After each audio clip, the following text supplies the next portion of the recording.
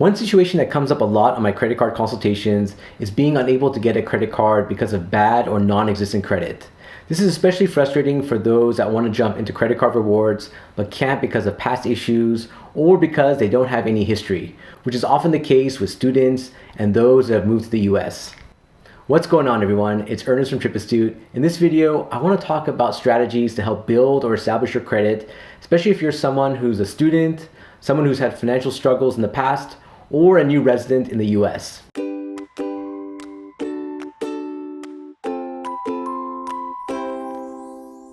Getting started in the points and miles hobby is tough since it does require you to have a solid credit history. Since most of us start this process early in our adult life, it tends to be a time where we may not be as responsible or financially stable. This means that we can often end up in the wrong footing and then have to work on getting our credit back on track. In fact, I had a rough start when I first started. When I first entered active duty in the Air Force, I was sent to 3 months of training in Biloxi, Mississippi. The original plan was to stay on base while I attended training. However, the base housing was full, so I ended up staying off base in a Howard Johnson hotel. I was told that I would either have to charge my hotel fees to my government credit card or have it charged to my personal credit card and seek a reimbursement. Since I hadn't received a government credit card, I thought I'd charge it to my personal card, and of course I dreamed of all the cash back that I would earn on my city dividend card. Fast forward a few weeks and I found myself struggling to pay all the hotel charges.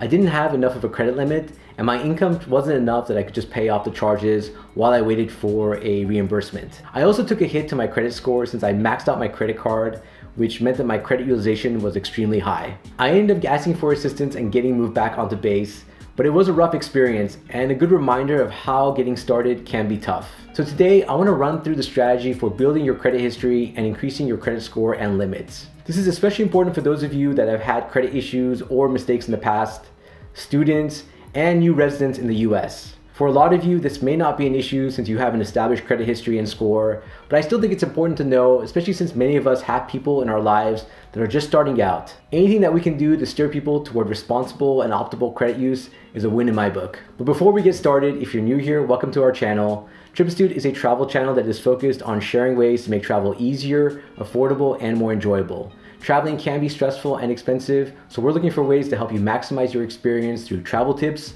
points and miles, and innovative gear. If that sounds interesting to you, please consider subscribing. Today I want to focus on 3 specific scenarios that I've seen during my consultations where people are attempting to rebuild their credit. Number 1 is students getting started in credit cards. Number 2 is adults looking to rebuild their credit after financial problems. And number 3, new residents to the US who don't have any credit history. So let's jump straight in. Number 1, students getting started in credit cards. If you're a student and looking to get into credit card rewards, it can be tough. Much like my story earlier, you're at an age where you don't often have much income and history that will allow you to qualify for more premium travel cards.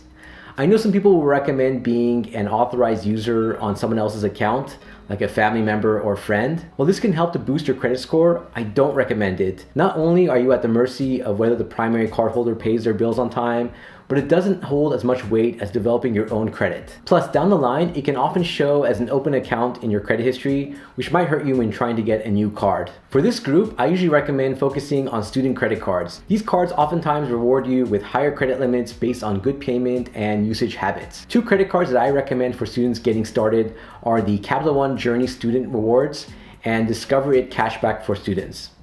The Capital One Journey card has no annual fee, offers 1.25% cash back when you pay your bills on time, and increases your credit limit if you make your first 5 payments on time. Discover offers 2 cards for students. The Discover It Chrome for students offers 2% on specific categories like gas stations and restaurants, and 1% on everything else. The Discover It Cashback for students is similar to Discover's normal card with its 5% rotating categories every quarter. Both cards do not have an annual fee and even give you an annual $20 credit each school year for maintaining a 3.0 or higher GPA. As of May 2019, Discover even matches the cashback for the first year. Both cards are great starting points for students. The Capital One Journey might be more useful if you're traveling since it's a MasterCard and doesn't have any foreign transaction fees. Discover also has no foreign transaction fees, but has much lower acceptance worldwide. Number 2, adults looking to rebuild their credit after financial problems. Life doesn't always go as planned, and sometimes we find ourselves in situations of financial hardship. Even if you're responsible with your finances, a family emergency or job loss can cause a major disruption. And financial measures like bankruptcies are extremely stressful, not just to your financial profile, but also to your emotional and physical well-being. That being said, it's possible to rebuild your credit. For this group, I generally recommend starting with a secured credit card. These credit cards require you to make a deposit on the card. As you use the card more and also deposit additional money, you can unlock a higher credit limit. I know it may seem annoying to do so, but it's one of the best ways to prove your credit worthiness and improve your credit score and history. While there are several secured cards out there, I recommend the Capital One Secured MasterCard and the Discover It Secured. I like these two since you can eventually product change them to other cards that you may want to use and keep. Also, both cards do not have an annual fee or foreign transaction fee. If you have an average score, then you could also go for the Capital One Quicksilver One card that offers a 1.5% cashback reward on all purchases. But keep in mind that you'll be paying an annual fee of $39, so it only makes sense if you're spending at least $2,600 in order to break even. Number 3, new residents to the US who don't have any credit history. This group is near and dear to me. Since my partner Fiona is from the UK, she's had to build her credit in the US. She was very deliberate about her approach, and after a few years of following a plan, she's now able to get a premium travel card without any problems. In fact, I think Fiona now has a higher credit score than me and doesn't seem to have any issues with getting an approval. I also have a close friend who moved to the US almost 10 years ago when she married her American husband. She recently decided she wanted to get into travel rewards and applied for the Chase Sapphire Preferred. Interestingly enough, when she checked her score on both Credit Karma and Credit Sesame, they showed two different pictures. Credit Sesame reported a 790 score, while Credit Karma said that they could not load her score or history. She ended up being denied based on insufficient credit history. We later figured out the issue. Even though she had a credit card in her wallet, she was actually an authorized user on her husband's account. And it seemed that her credit usage wasn't even reporting to all the credit bureaus. This means that she wasn't building her credit in the process. For this group, it's similar to the previous one. I would start with a secured credit card like the Capital One Secured MasterCard or Discover It Secured. Again, the goal is to build your credit history and score so you can start applying for the cards that will give you additional rewards. Also, building your credit is important when trying to rent an apartment or even get a loan or utility account. We take it for granted that even things like auto loans or mobile phone plans require a credit check. So it's important to do it correctly so you maximize opportunities in the future. In addition, here are some tips to keep in mind for those of you working to build your credit. Number 1, be selective of your authorized user account. If you decide to pursue being an authorized user on someone else's account, make sure you pick someone who is not only responsible when it comes to paying their bills, but also has a low utilization. That means that they are not using too much of their available credit. Though, as I mentioned earlier, I think it's always better to build your own credit score and history, even if it's with a secured card. Number 2, avoid prepaid credit cards. I've had people tell me during their consultation that they use prepaid credit cards purchased from a grocery or drugstore. I don't recommend this approach since it doesn't contribute to your credit score or history. You're much better off going with a secured credit card, which can help build your score. Number 3, consider less premium cards first.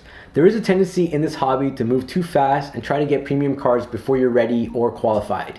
If you're in the process of building your credit, you may be better off going with a less premium card first. This goes against the popular advice to get the hardest cards first. However, for this situation, it might make more sense. For example, if your goal is to get the Chase Sapphire Preferred, you might be better served getting a Chase Freedom or Freedom Unlimited card first in order to build a relationship and show the issuer your creditworthiness. Plus, you can start earning points which you can redeem and combine later with your Sapphire card. Of course, you want to be cautious of rules like Chase's 524, but taking it slow and going for easier cards can make it easier to get more premium cards in the future. Number 4, build a banking relationship. Getting a checking account with the issuer that you want to pursue for credit can make a difference when it comes to getting their credit cards. I had a consultation with someone who tried to get the Chase Sapphire Preferred but was denied due to low income. However, he had a long-standing bank account with Chase, and when he tried applying in branch, he was approved. So don't underestimate the power of building a long-term relationship with the issuer through a bank account. Number 5, don't rush the process. The biggest tendency is to rush and try to get cards while a promotion is offered.